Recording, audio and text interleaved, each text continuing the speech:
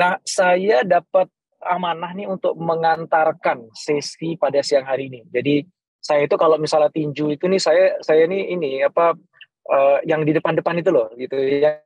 Penting nggak penting itu loh, karena yang petinju yang sebenarnya ada di belakang gitu, yaitu Bapak Arif Musain. Itu beliau partner saya dan juga guru saya yang udah jago banget lah kalau udah ngomongin tentang digital.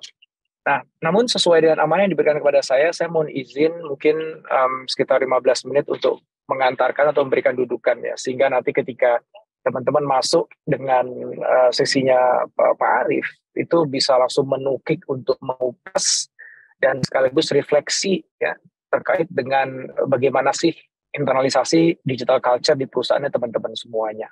Gitu. Oke, baik. Saya ingin langsung memanfaatkan waktu saya yang singkat ini ya. Saya ingin mulai dari agak mundur sedikit dulu supaya kita lebih kebayang ketika bicara digital culture itu nggak ujuk-ujuk langsung ngomongin teknisnya gitu teman-teman ya. Saya ingat banget di sejak 2016 ya, pada saat itu Cias itu baru berdiri ya. Setelah saya 15 tahun, saya memimpin Kubik, kemudian akhirnya Kubik sudah diteruskan oleh kawan saya Mas Jamil. Sekarang di profesional saya punya kesempatan untuk bersama dengan Mas Taufik dengan Mas Wahyu untuk mendevelop Cias, sebuah konsultan yang fokus pada inovasi. Nah, salah satu tema yang sudah sangat santer pada saat itu 2016 ya, itu adalah transformasi digital. Dan banyak sekali klien-klien yang meminta saya untuk sharing tentang transformasi digital. Bahkan ada beberapa yang minta dibantu transformasi digital.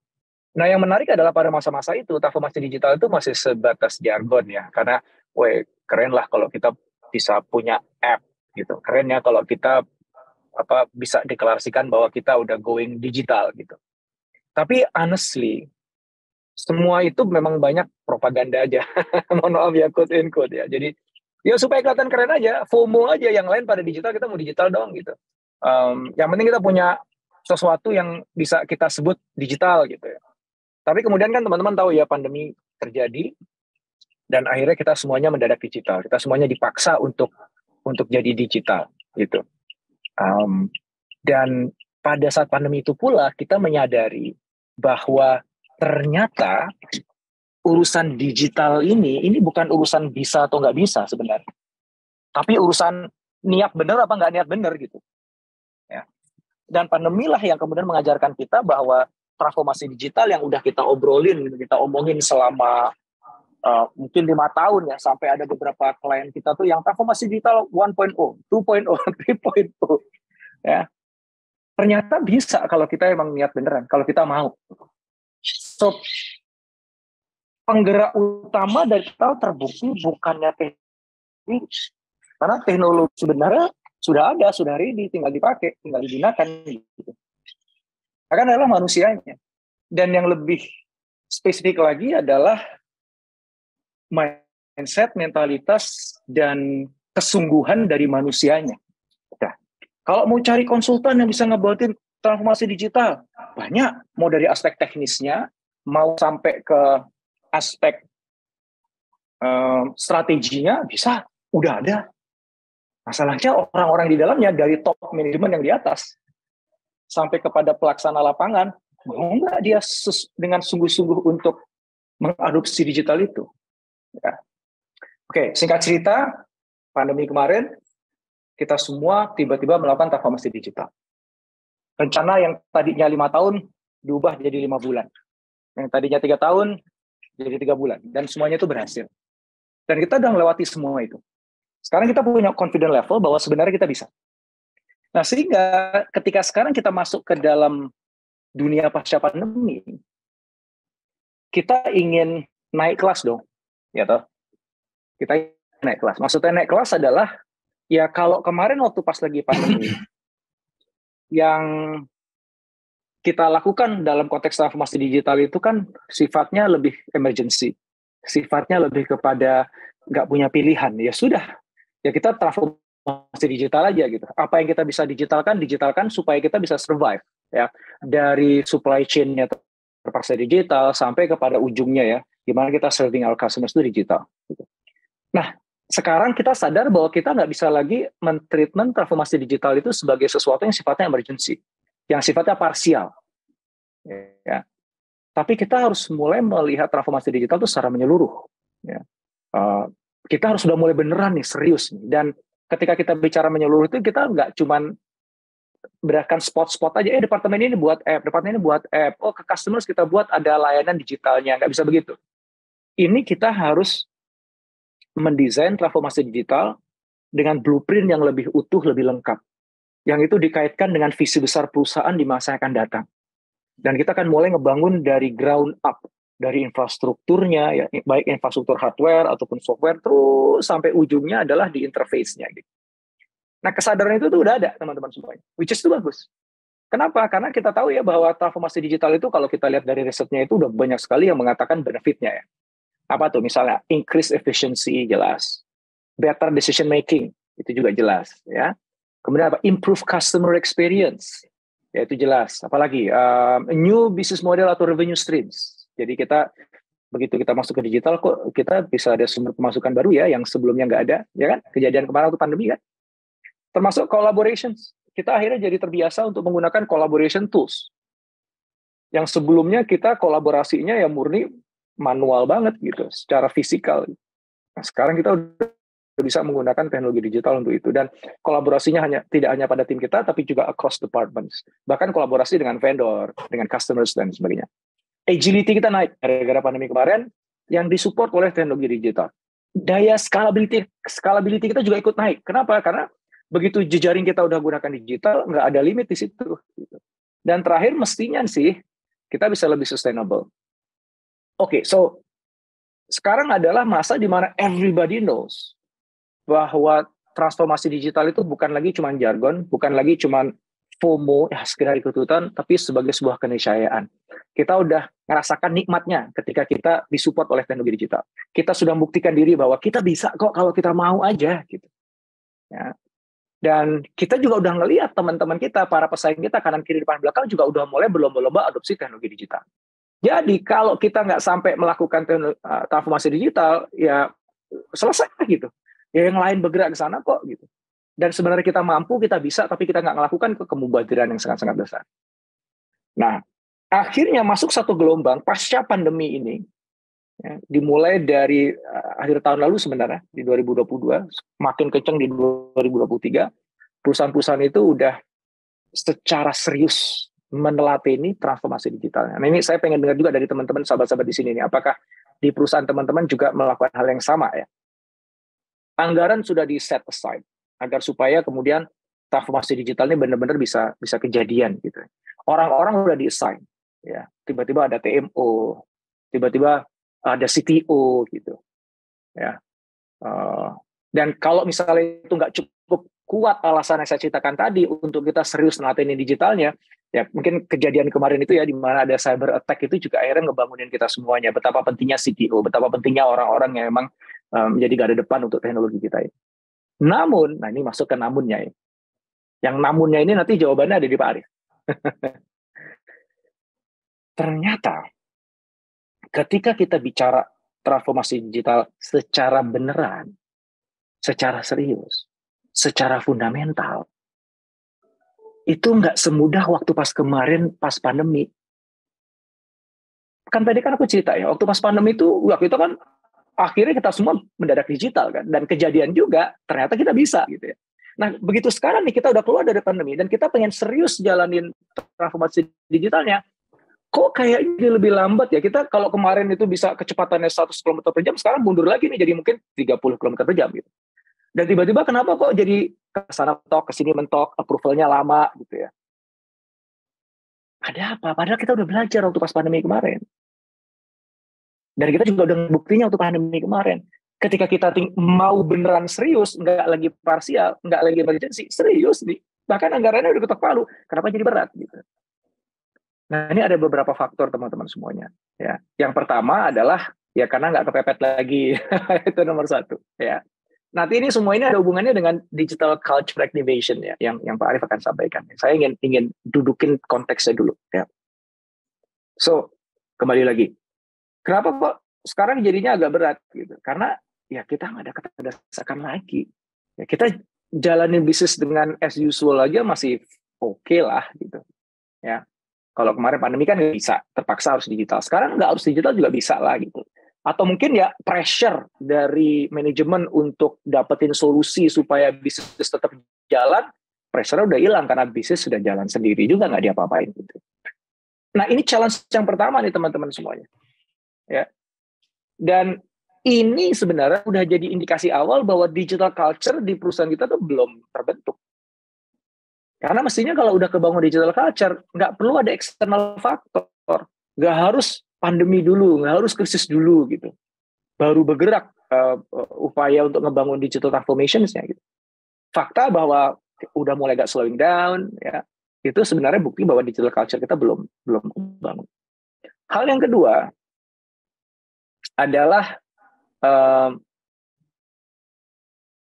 kita menyadari ya akhirnya bahwa kalau kita ingin bangun transformasi digital, kita itu gak cukup hanya troubleshooting.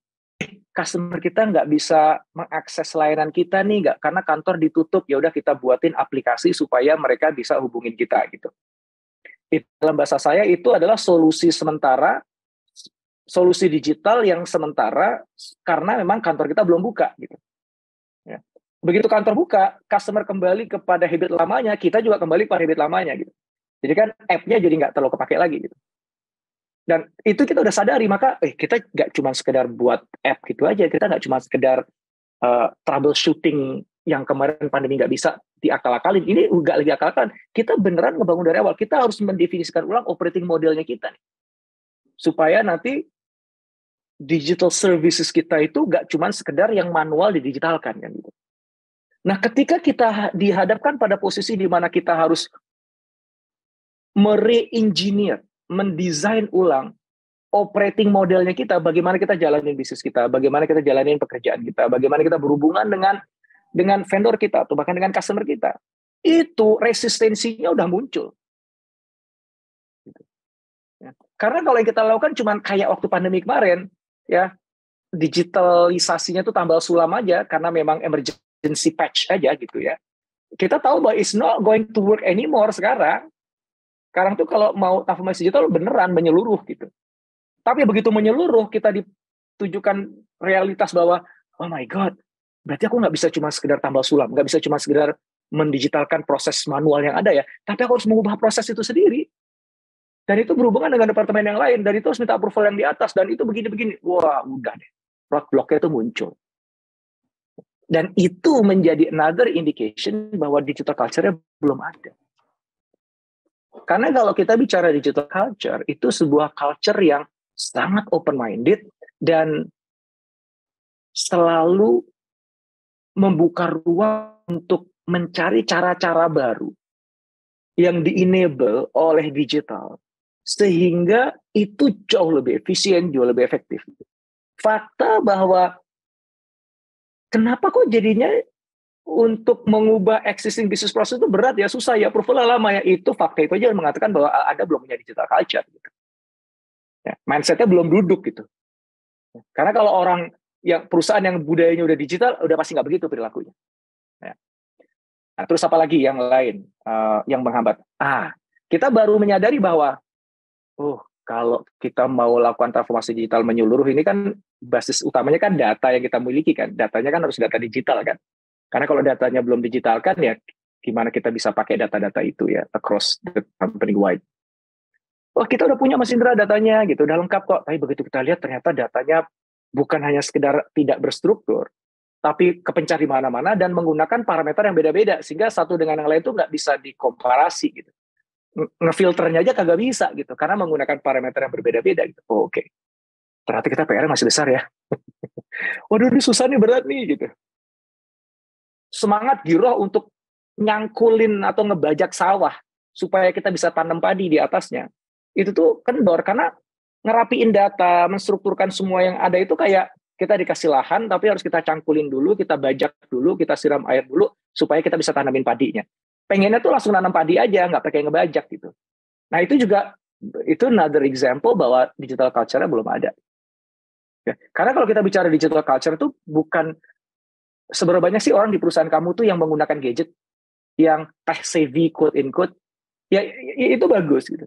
Tapi digital culture yang lagi kita bicarakan ini adalah sejauh mana mindset dan perilaku orang-orang yang dalam organisasi itu mendukung munculnya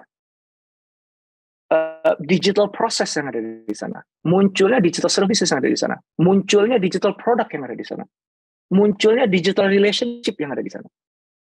Nah, kalau yang aku udah ceritakan 3 item tadi itu belum ada di tempat, atau bahkan ada di tempat kita, itu fakta bahwa memang culture-nya belum bangun kan, gitu.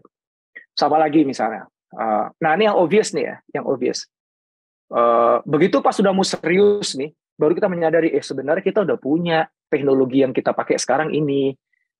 Tapi kemudian nyadar lagi, ternyata teknologi yang dipakai di departemen ini menggunakan sistem A, departemen yang lain menggunakan sistem B. Ini aja nggak nyambung gitu. Terus kita mau masukin sistem C gitu. Wah, kan tambah ribet. Kalau kita pengen ubah aja sistem X, jadi yang A dan B-nya dihilangin. Tunggu sebentar, ini udah ada legacy proses yang udah biasa kita pakai, dan sebagainya. Akhirnya teknologi yang kita miliki saat ini, itu jadi penghambat kita untuk transformasi digital. Nah itu kan lucu. Dan itu reality itu, teman-teman semuanya. Ya. Nah, tanpa adanya digital culture yang aktif hidup dalam organisasi, semua yang saya ceritakan tadi itu akan terus hadir, terus ada di perusahaan, dan akhirnya perusahaan nggak benar-benar bisa transformasi digital. Ya. Harus nunggu dipaksa keadaan gitu ya. Waduh, ngubah bisnis proses susahnya setengah mati. Males untuk benar-benar fokus ngelatih data, dirapiin dulu. Itu sesuatu yang nggak kelihatan. Kenapa kok males? Karena ngerapiin data itu nggak kelihatan hasilnya gitu. Jadi kalau misalnya ditanya sama atasan, udah selesai apa? Kita cuma nyebut bahasa-bahasa yang sangat teknis banget, yang manajemen kagak paham, dan ditanya, terus lu berhasil apa value yang lo kasih? Ya belum kelihatan karena gue lagi ngerapiin gudang istilahnya gitu. Value yang langsung dirasakan sama customer nggak kelihatan, baik itu customer internal atau eksternal. Berarti kan nggak seksi, nggak menarik gitu. Itu bukan sesuatu yang naikin karir kita lah gitu. Ya, dengan terakhir teknologi tadi. So again, kalau kita pengen 4 hal yang aku ceritakan tadi, yang itu adalah fakta seharian kita, itu adalah realita. Kita suka nggak suka, mau nggak mau, itulah yang terjadi di tempat kerja kita. Kita pengen itu semua fakta yang memang kita harus terima apa adanya, emang sekarang begitu. Itu bisa kita telateni dengan baik, kita handle dengan baik, sehingga pada akhirnya tetap kita bisa bawa organisasi kita bertransformasi secara digital. Maka enablernya apa? Yang memungkinkan kita bisa ngelewatin semua 4 tadi itu apa? Digital culture. Nah, definisi digital culture ini apa? Nanti Pak Arif yang akan cerita ya. Saya nggak akan masuk ke area itu. Dan mindset seperti apa yang dibutuhkan? Perannya leader kayak gimana? Perannya anak buah kayak gimana? Gimana cara activate-nya? Itu Pak Arif nanti akan sampaikan. Nah, terakhir aja sebelum saya tutup sesi saya dari tadi tuh saya nggak share slide ya. Oke, sekarang saya share slide ya, bentar ya. Oke, ini. Tapi ini nggak banyak sih, aku cuma sekedar ingin ngajak teman-teman, ini klasik ya. Ini 5 level IT enabled business transformations. Ini bagi teman-teman yang belajar tentang transformasi digital, mungkin bahkan di kampus-kampus pasti dapat ini. Venkatraman, ini klasik banget. Ya. Ini udah tahun 94, teman-teman, udah jadul banget. Tapi sampai sekarang masih relevan. Ya. Jadi ini kalau teman-teman lihat ada 5 level. Localized exploitation itu artinya ketika kita membuat pekerjaan yang kita miliki sekarang itu dalam bentuk digital. Jadi yang tadinya kita pakai mesin ketik, akhirnya pakai Microsoft Word gitulah. Yang tadi itu data itu kita taruh dalam tabel manual, masuk ke Excel gitu. Kurang lebih begitu ya. Nah itu kan udah paling basic banget ya. Itu baru digitation istilahnya. Kemudian naik jadi internal integration. Sistem yang dipakai oleh departemen A dengan sistem yang dipakai oleh departemen B itu nyambung. Ya kalau aku tadi cerita, masing-masing departemen sistemnya beda-beda gitu. Jadi itu nggak bisa disambungin. Internal integration itu udah nyambung, which is bagus kan.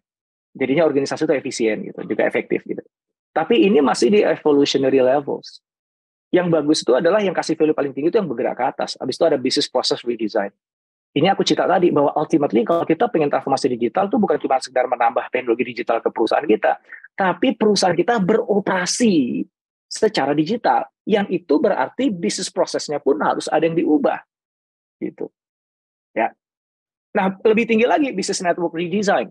Bahkan bagaimana kita menjalankan bisnis yang itu berkaitan dengan stakeholders kita dengan vendor, kita dengan customers.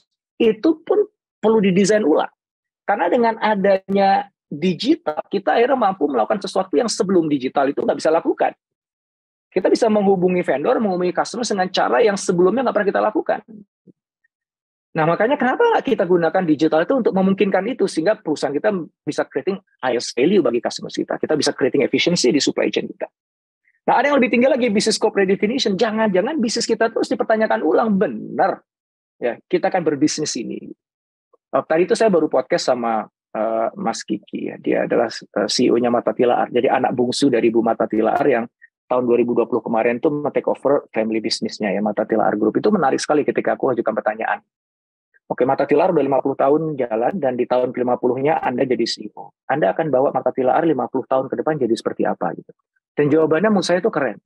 Karena jawaban ini jawaban orang yang udah punya digital culture di kepalanya. Ya, dia nggak lagi terbatas ketika aku bicara bisnis.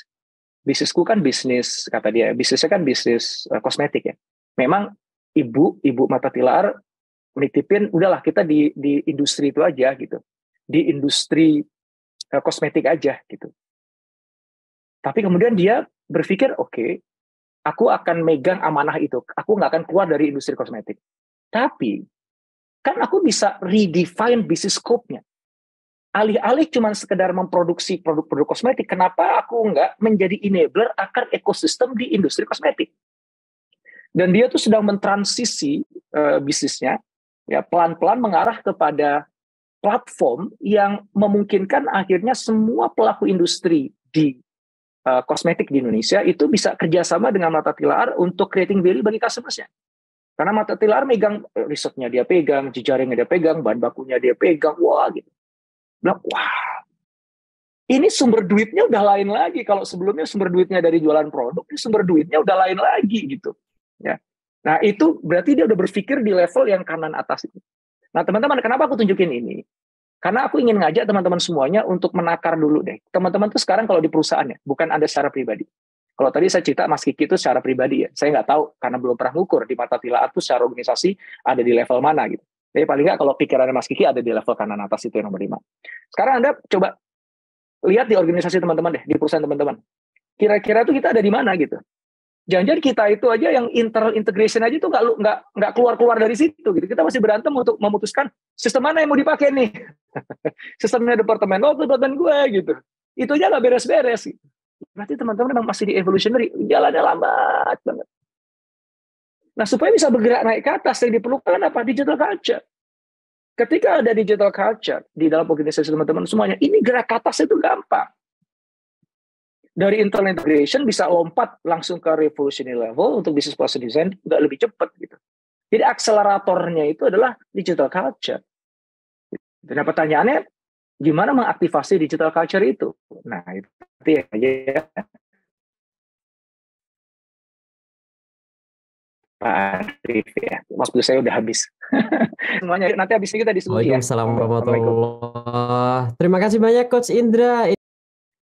Baik, Assalamualaikum warahmatullahi wabarakatuh. Slide saya udah muncul ya, Mas Andi? Sudah, Oke. Bapak sudah aman. Ini menarik gitu ya.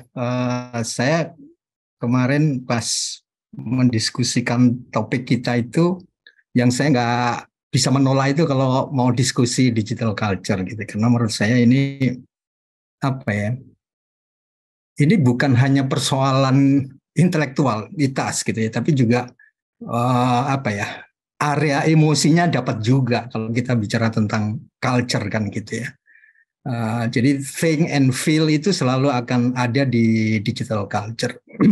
Mungkin teman-teman masih ingat ya ketika kita sama-sama menyaksikan Piala Dunia ya di Qatar. Saya sebenarnya yang kalau masalah bolanya sih kita nggak perlu diskusikan, tapi ada berita yang tersebar di seluruh dunia yang kita baru tahu inilah sebuah culture kan gitu ya. Yaitu ketika para supporter Jepang yang mereka hadir di sana, apa yang mereka lakukan setelah selesai pertandingan? Gak ada yang merintah, semuanya tiba-tiba mengutin botol-botol botol-botol air minum yang berserakan di situ. Bahkan orang Qatarnya sendiri tidak melakukan. Nah, Artinya apa? Artinya memang ada, nggak peduli dia di mana gitu ya, bukan di negaranya sendiri, ini bahkan negaranya orang lain, otomatis gitu ya, dia gemes, dia gemes. Ini gimana kok bisa kayak gini? Gitu. Ya bukan hanya gemes, tapi kemudian dia doing something gitu. Ya udah, nggak dikomando, nggak langsung pulang ngambilin kan gitu. Nah, ini kalau kita refleksikan di dalam organisasi kita, apa yang membuat kita gemes kan gitu ya. Kemudian apa yang kita lakukan setelah kita gemes itu? Kalau nggak ada, ya berarti nggak ada kultur yang memang sedang dibangun kan gitu ya. Contohnya tadi disampaikan Pak Indra ya, tentang masalah data. Kita gemes nggak sama data kita sendiri kan? Ya sebenarnya sih mikir juga gitu ya. Wah ini susah kali ya dapat data ini, mau minta data dari teman yang lain juga nggak dapat kan gitu. Terus kita mau dapat tugas untuk menganalisis sesuatu nggak bisa kan gitu ya.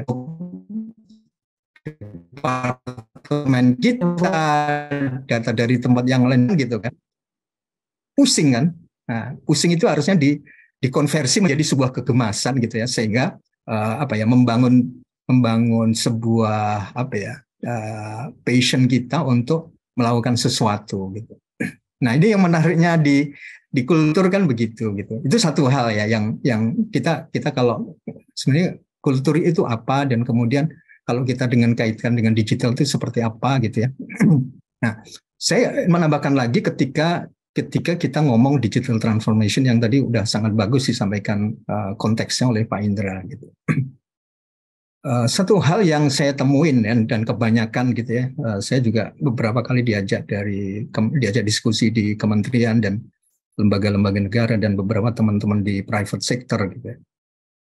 Salah satu yang menurut saya mindset yang belum berubah gitu ya, karena saya nggak tahu juga apakah ini juga kultur kita di Indonesia. Persoalan sepenting tentang transformasi digital itu akhirnya hanya berhenti pada saat kemudian kita bicara tentang jadi modelnya itu selalu ada startnya, ada awalnya. Menurut saya itu juga mindset yang kurang pas, karena sebenarnya kan transformasi as a journey, sebuah perjalanan yang kita mungkin sampai sekarang harus bisa melakukan redefinisi yang tadi disampaikan Pak Indra dalam perjalanan kita. Nah, sementara kemudian kita dibagi, ini harus selesai setahun loh ya. Ini harus maksimal 2 tahun lah ya gitu. Wah ini bahaya kalau pendekatannya seperti itu. Apalagi kemudian diembel-embeli, iya kalau ada budgetnya. Kalau nggak ada budget, berarti kita nggak bisa melakukan. Nah ini persoalan yang kemudian meluluh lantakkan tentang memaknai tentang digital transformation yang salah satunya, ya karena ini journey gitu ya. Saya sebut di sini kan salah satu core elemennya adalah tentang digital culture gitu ya. Nah, digital culture itu tugasnya adalah menavigasi digital transformation itu gitu. Ya, karena kalau kemudian kita hanya punya roadmap blueprint gitu ya, roadmap digital transformasi di company masing-masing, di company kita masing-masing, ya hanya jadi buku kan gitu ya, ya hanya jadi tumbukan lembaran kertas gitu ya. Terus gimana ini bisa sesuatu yang living di dalam organisasi kita? Harus ada navigatornya dong, yang kemudian mereka itu bisa menjalankan digital transformation itu kan gitu. Nah, ini yang sebenarnya posisi peran kunci gitu ya, atau core element dari digital culture. Gitu. Nah, ini persoalan keduanya ketika kita setelah memahami itu adalah banyak orang yang juga tidak sadar bicara tentang digital culture ini, persoalan nggak mudahnya adalah dia itu nggak bisa di outsource, ya kita nggak bisa nyewa konsultan gitu ya untuk mengeksekusi atau menjalankan digital culture. Gitu.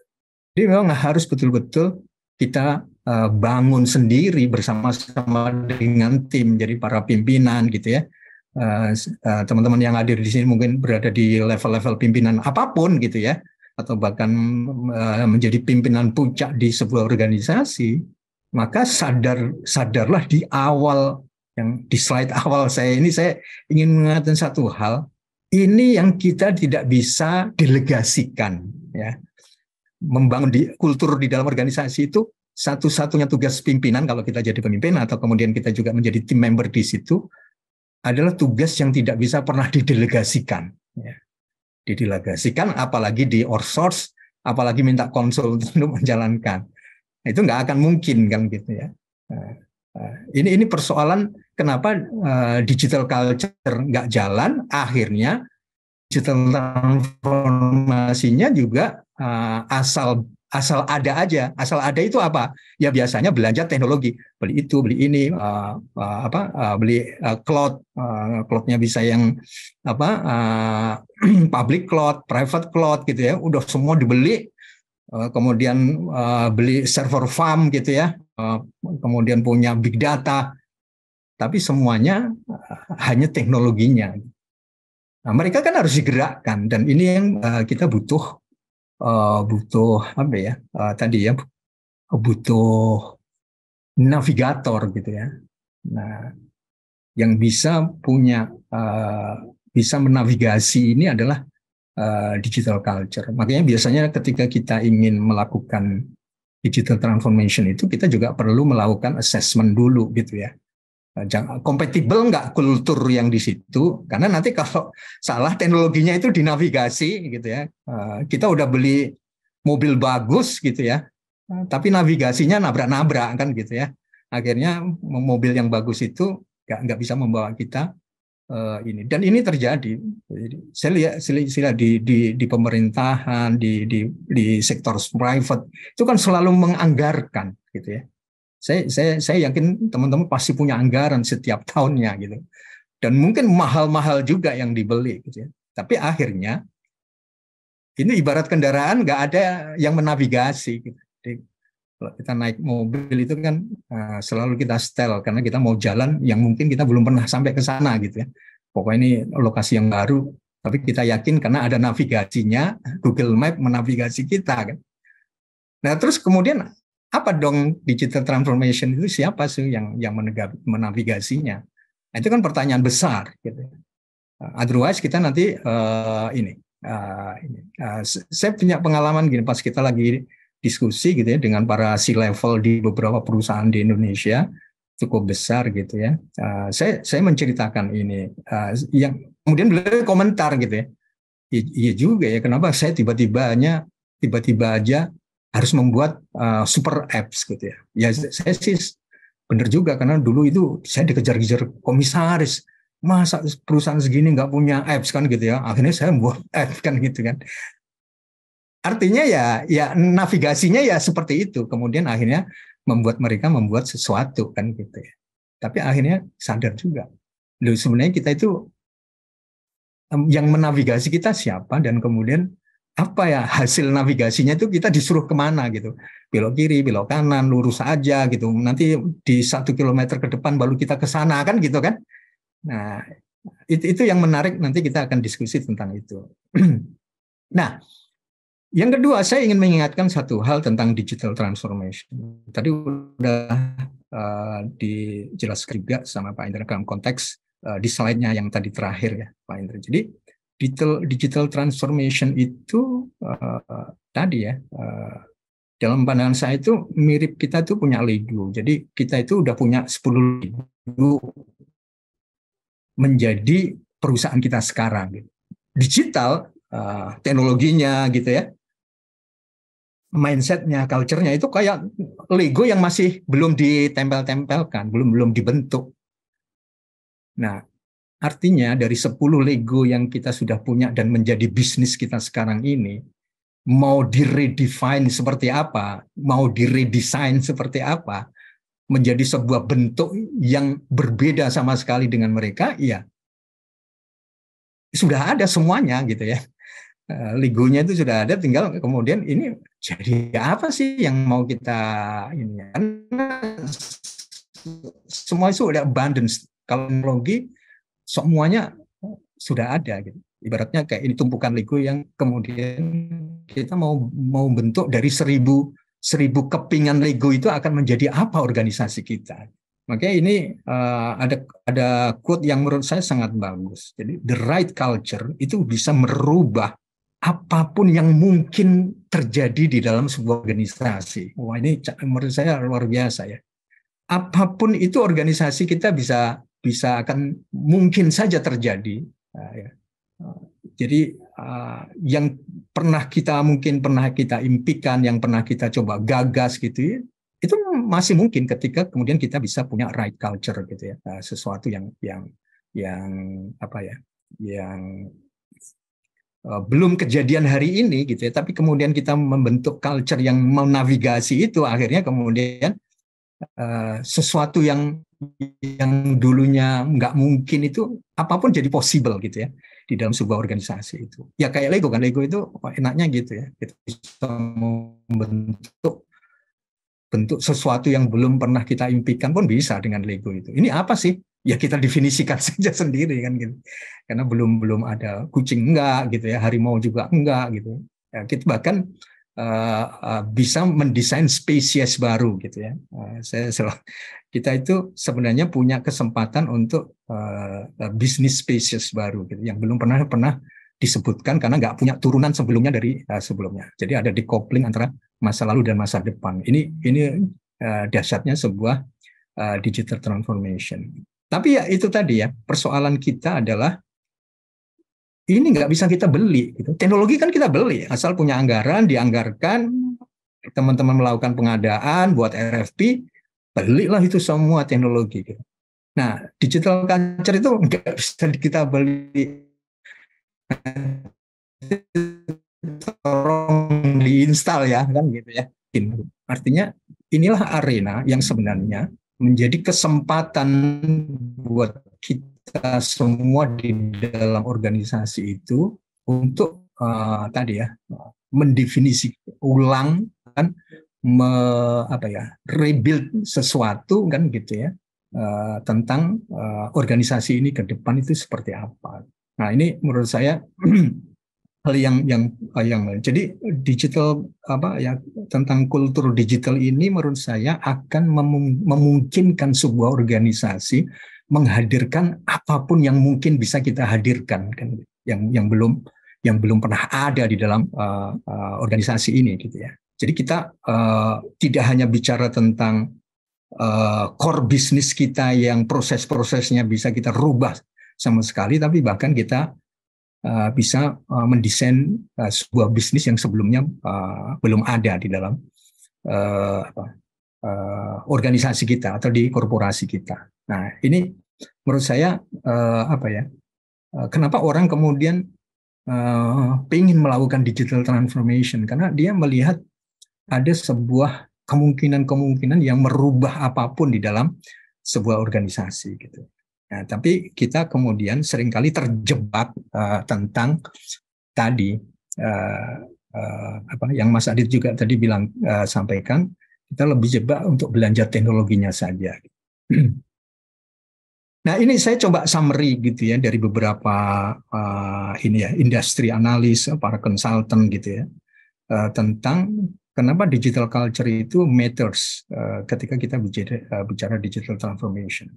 Jadi core of the core-nya digital transformation itu ya sebenarnya digital culture.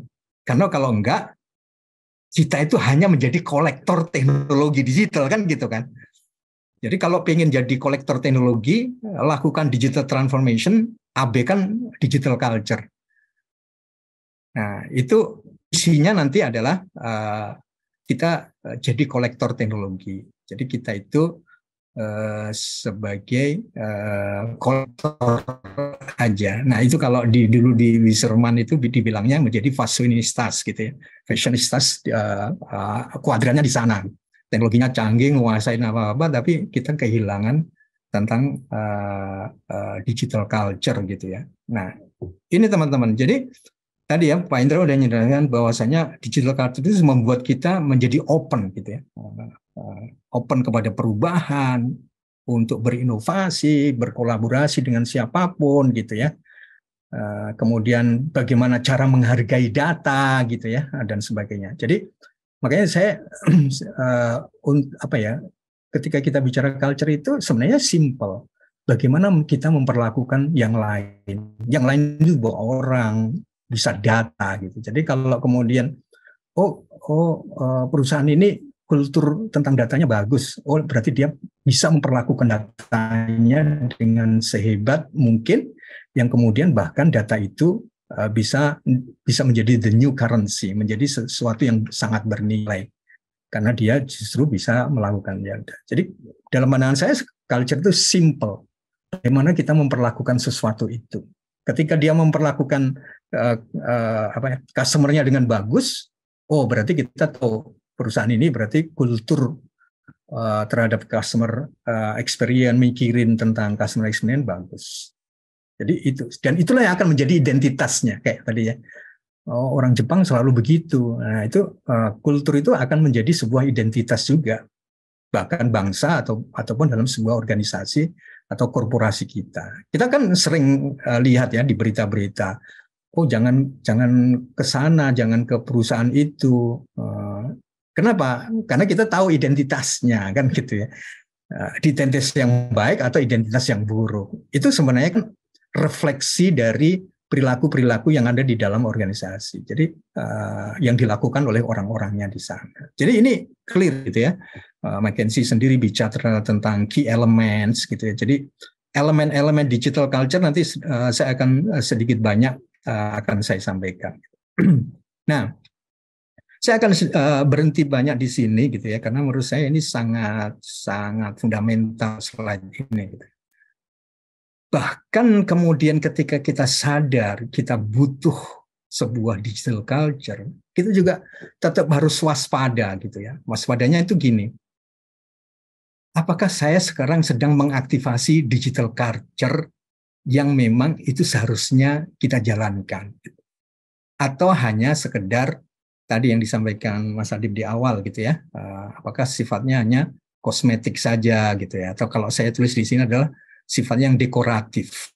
Ya. Nah ini penting juga karena saya juga sering ketemu gitu ya, bahkan di beberapa lokasi saya diajak gitu ya, yang ditunjukkan pasti itu. Saya pernah diundang sebuah korporasi besar punyanya konglomerat, "Wah ini kantor kita kayak gini." Wah ribet ya, udah open space kan gitu ya. Udah open space, ruang rapatnya ada beanbag chairs kan gitu kan. So what kan gitu ya, supaya semua orang jadi kreatif. Nanti kalau open space kan kita nggak usah ngetok pintu kan gitu ya, kita langsung bisa ngobrol gitu ya. Kalau open space satu lantai itu betul-betul kosong, bisa 500 orang di situ, nggak ada sekat sama sekali. Wah cakep lah kan gitu ya. Tapi pertanyaannya adalah apakah kemudian ini akan merefleksikan sebuah behavior, demonstrated behavior gitu ya, perilaku-perilaku yang terdemonstrasikan, sebagaimana kayak tadi ya, orang Jepang gitu ya, kalau ini kita bicara untuk yang lain gitu ya, langsung membuat kita menjadi kolaborasi, enggak. Karena nanti kita akan cerita tentang ada yang namanya hygiene factors di korporasi itu. Ini jadi persoalan banyak gitu ya. Ruangannya udah open space kan gitu ya, kemudian macam-macam lah gitu ya. Biasanya yang sifatnya dekoratif itu kan posternya di mana-mana gitu. Tapi apakah kemudian kita menempel poster itu otomatis semuanya berubah perilakunya, level kegemesannya gitu ya, passionnya tentang sesuatu yang ingin kita bangun? Apa itu agility, kolaborasi, customer centricity itu udah otomatis terbangun atau enggak seketika saat kita pasang poster? Enggak juga kan. Kita pasti yakin itu. Loh kalau memang enggak, kenapa kita tempelin poster di mana-mana? Ada dulu ada yang sampai diperintahkan menjadi screensaver gitu ya. Screensavernya di mana tuh? Di laptopnya masing-masing. Ada juga yang sampai di handphonenya, pokoknya harus ini screensavernya gitu, tempel itu. Bahkan ada yang membuat buku saku gitu, sampai buku saku culture activation kan gitu. Tapi persoalannya kembali adalah pertanyaan yang mendasar kembali lagi, apakah ini kemudian menjawab tentang menghadirkan kultur itu sendiri kan gitu kan. Nah ini menurut saya ini artinya gini, bicara tentang aktivasi budaya itu nggak ada silver bullet, nggak ada sekali tembak menyelesaikan seluruh persoalan, itu nggak ada. Karena ini tadi ya harus menggerakkan semua unsur-unsur pimpinan dan semuanya gitu ya. Karena ini melibatkan buy-in dari seluruh karyawan. Itu yang mahal kan gitu ya.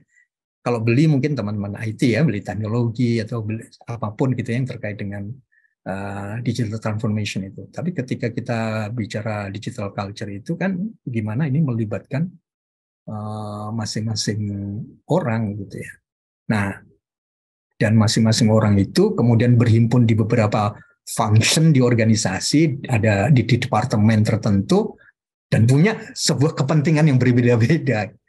Wah itu challenging gitu. Makanya ini kalau saya sebenarnya ada 6 ya, tapi karena mungkin waktunya nggak cukup gitu ya. Jadi ada dekoratif, nanti ada substantif, ada hygiene factor yang juga kita harus bicarakan, kemudian nanti ada tension dan interplay gitu ya, ada tarik menarik. Kenapa ada tarik menarik, ada ketegangan? Ya karena kita mau keluar dari yang existing, mau mulai jalan kan gitu ya. Nah, itu pasti ada kesana. Nanti belum ada office politik di beberapa organisasi, di korporasi itu juga sangat ini, dan ini akan banyak juga bicara tentang mengaktifasi. Jadi ini semakin ke dalam gitu ya, semakin ke bawah ini sebenarnya ceritanya semakin seru kan gitu ya. Ini akan menjadi fakta-fakta brutal terhadap kita mengeksekusi dari sebuah digital culture itu gitu ya. Nah ini teman-teman ya yang menurut saya sangat sangat menarik gitu ya. Makanya saya kalau mau udah diskusi tentang culture ini banyak elemen gitu ya, banyak sisi-sisi yang juga kita perlu perhatikan gitu ya. Karena memang kompleksitasnya itu ya juga mengilibatkan sebanyak orang gitu. Dan sebanyak orang itu kan bukan hanya di tim kita gitu ya. Juga hanya bukan di level tim, tapi di atasannya departemen yang lain juga gitu ya.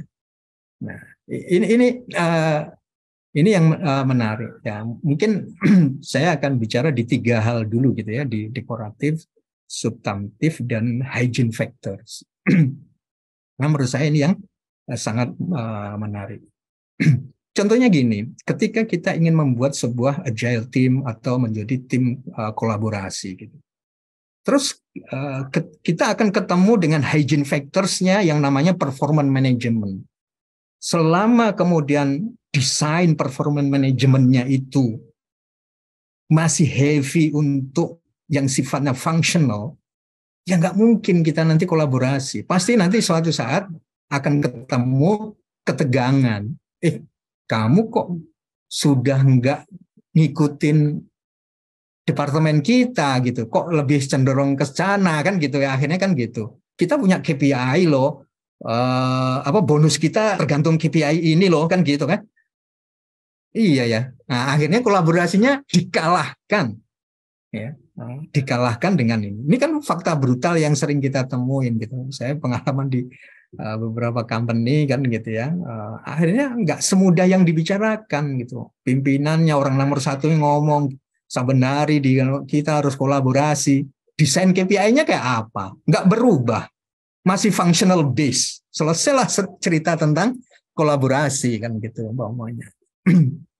Ini contoh-contoh yang saya lihat nggak mudah ternyata gitu ya ketika kita masuk terus ke dalam gitu. Karena ada yang sudah di wiring gitu ya di dalam organisasi gitu udah kalau saya istilahnya kabelnya itu udah pada disolderin gitu, disolder atau dilas mati. Ketika udah dilas mati kan susah gitu ya. Itu apa? Corporate planning, performance management, bahkan ada yang sifatnya administratif, itu bisa SOP, SMP, reward dan compensation-nya dan sebagainya. Terus kemudian dari situ muncul, wah kita harus kolaborasi, harus ini. Lah, hygiene factor-nya udah dimunculkan enggak gitu ya. Nah, kalau ini belum muncul, ya susah gitu ya. Jadi nanti hanya jadi pidato kan gitu ya. Pidato artinya itu hanya dekoratif. CEO newsletter itu kan penting sih, bukannya nggak penting, harus ada juga gitu. Tapi kan nggak hanya sekedar pidato dan ada CEO newsletter setiap bulan gitu ya, bla bla bla bla bla bla gitu, di email ke seluruh karyawan. So what? CEO newsletter gitu terus. Tadi open space, culture event gitu ya, karena ada orang yang merasa pokoknya kalau sudah membuat culture event itu culture-nya terbentuk, nggak juga kan gitu ya.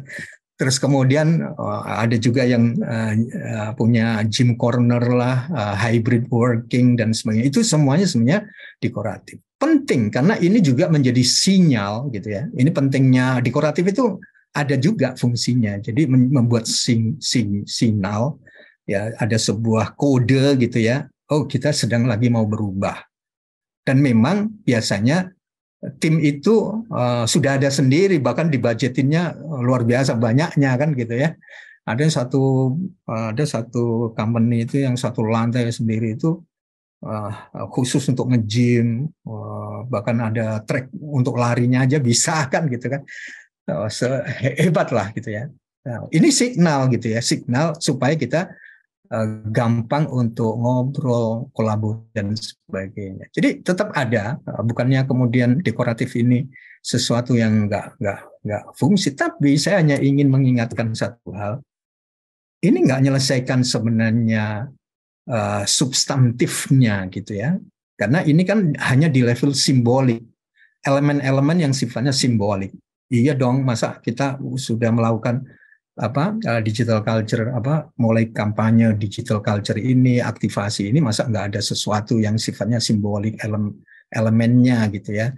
Pasanglah poster macam-macam lah, ada yang punya ada poster yang fisik kan gitu ya, tempel di tembok-tembok kan gitu ya, bahkan di print ke seluruh Indonesia kalau teman-teman punya kantor cabang di seluruh Indonesia gitu ya.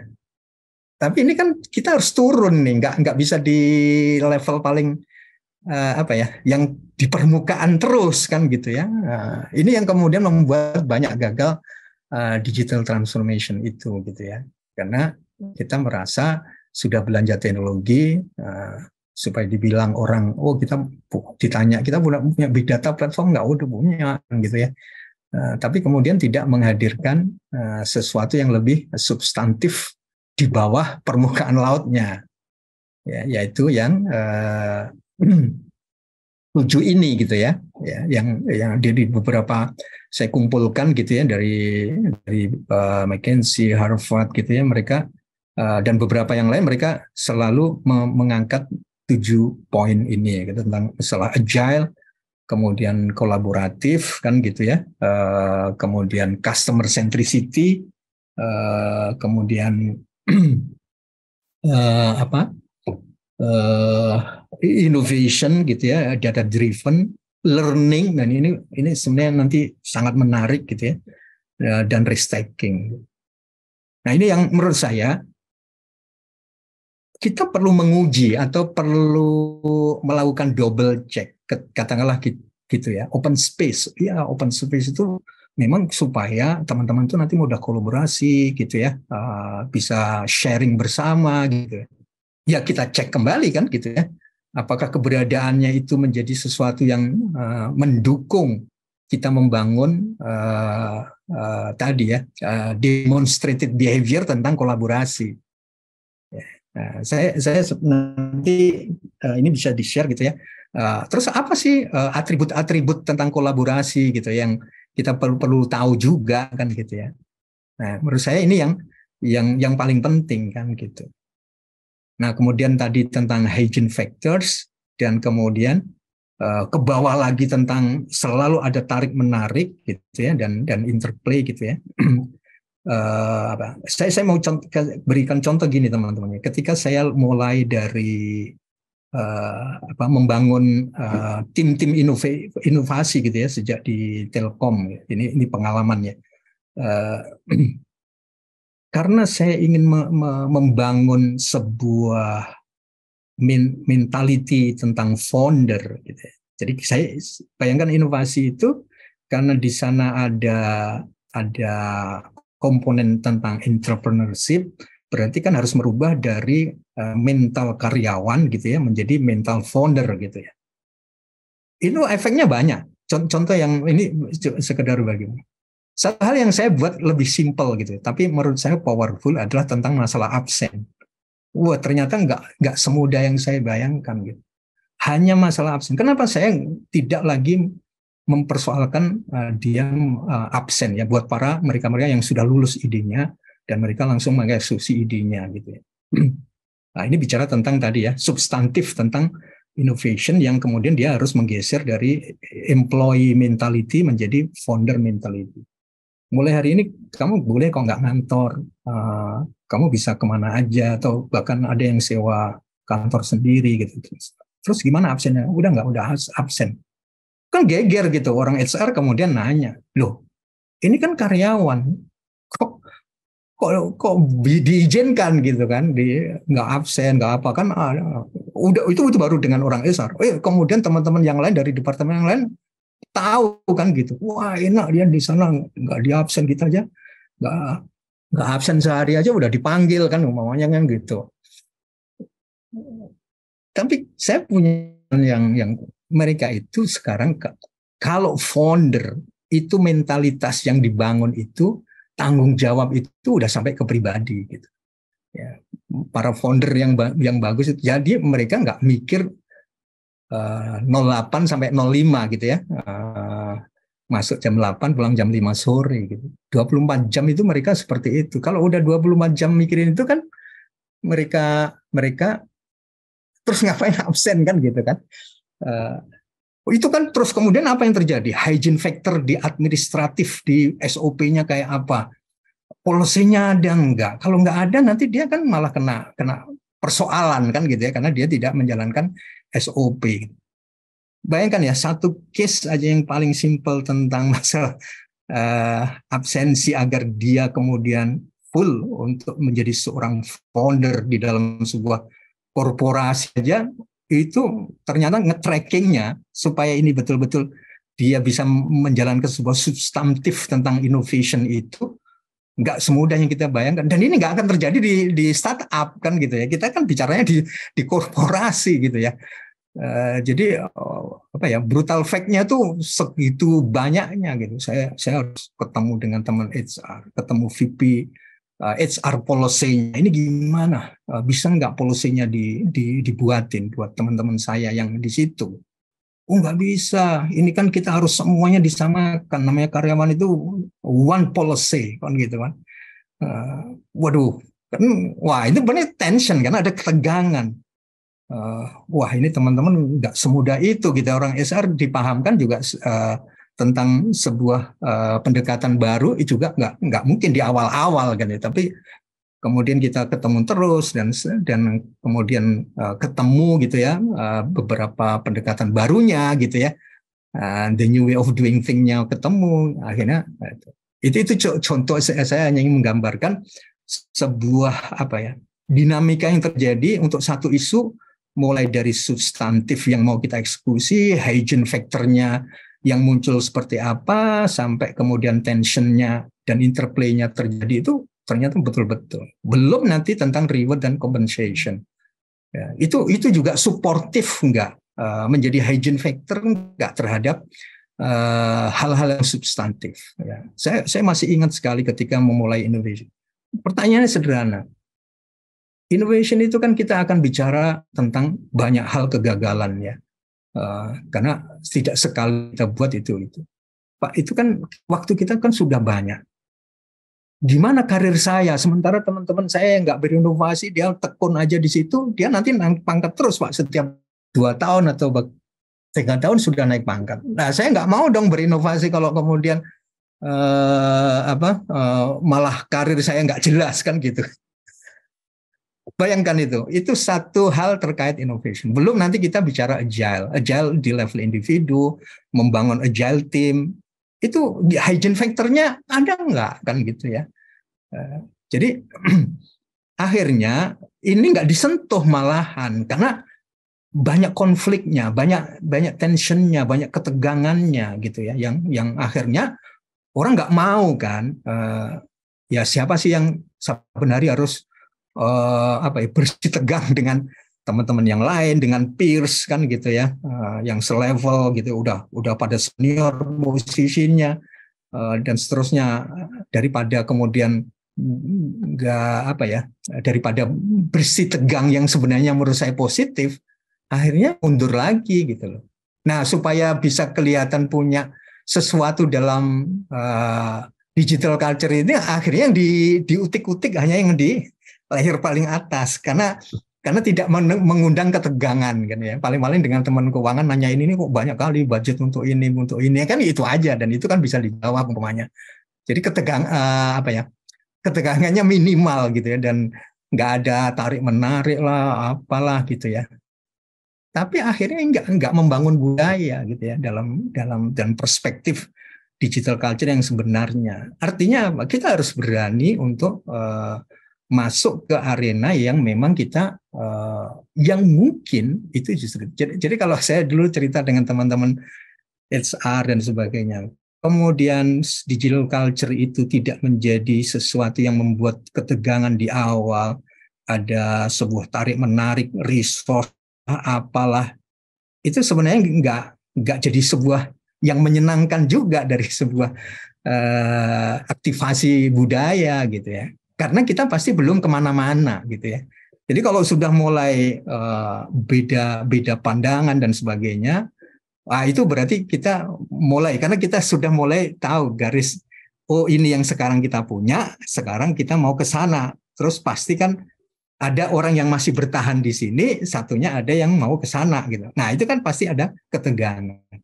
Nah, jadi sering-seringlah untuk melihat gitu ya, di dalam aktivasi budaya ini hadir nggak ketegangan itu gitu ya. Karena ada yang masih di zona nyaman, ada yang sudah mau melompat ke zona learning kan gitu ya. Nah, itu kan pasti akan ada ketegangan yang terjadi, tarik menarik lah. Nggak usah banyak-banyak lah, orang kita masih kita perlukan di sini, udah di sini aja, nggak usah ikut ke sana kan gitu. Nah, itu pasti akan ada tarik menarik tentang resource, tadi ya policy dan sebagainya gitu. Nah, ini teman-teman, Seringkali ambil jalan yang ini ya Kenapa? Pak Arif ya, ambil jalan yang aman, ambil jalan yang fun gitu ya. Jadi artinya gini Mas Andi, kalau kita lagi lagi menjalankan aktivasi ini kok sepertinya aman-aman saja, kita juga yang harusnya khawatir, wah ini jalan yang salah kan gitu. Karena ini kan fundamental, ini ibaratkan kan mau cabut akarnya mau dicabutin, kan pasti ada daya tarik juga ke bawah gitu ya. Akarnya nggak mau ditarik ke atas gitu. Pasti kita kan berat di awal kan, jadi aktivasi ini.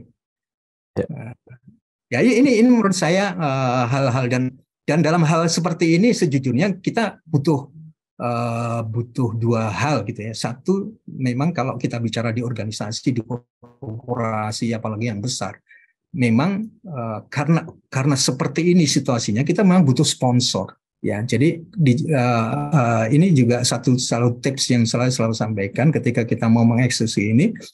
Sponsor itu gunanya apa ya tadi? Ketika ada ketegangan, ada tempat untuk kemudian kita bisa menyampaikan dan minta sebuah bagaimana jalan keluar, dan mereka harus orang-orang yang paling senior gitu ya di itu. Dan yang kedua, memang kita butuh hero gitu ya, dan hero itu nggak banyak dulu.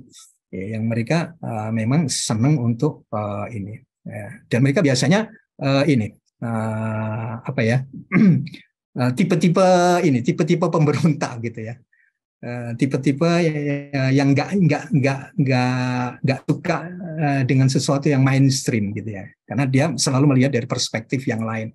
Nah, ini biasanya mereka bisa menjadi culture agent dan sebagainya gitu ya. Jadi makanya ada buku yang sampai membuat tentang corporate rebels, karena supaya mereka punya sebuah daya dorong juga.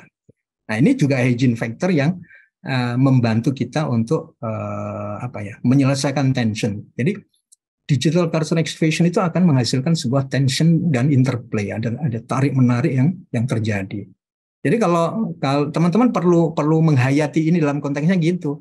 Ketika kita menjalankan ini kan kita juga sudah siap-siap. Wah, nanti paling kita nanti akan ketemu dengan ini. Pasti kita akan menghadapi ini kan gitu ya.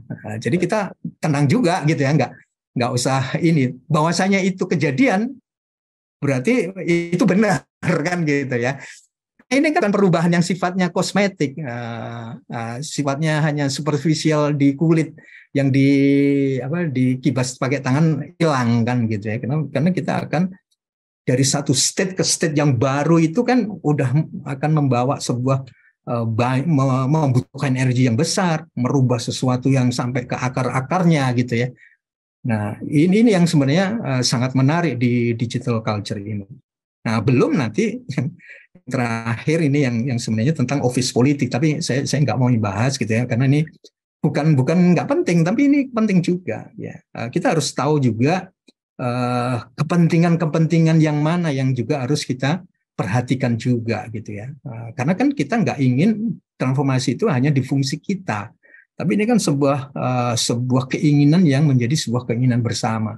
Tapi di dalam keinginan kepentingan bersama ini ada kepentingan yang juga muncul gitu ya. Nah, itu biasanya di organisasi-organisasi yang sudah cukup ini gitu ya, banyak seniornya itu office politiknya itu cukup kuat, dan kita juga harus aware tentang ini supaya justru ini akan membantu kita untuk terus bisa moving forward gitu ya, karena kita aware dan kita sadar ini juga harus kita sentuh gitu ya.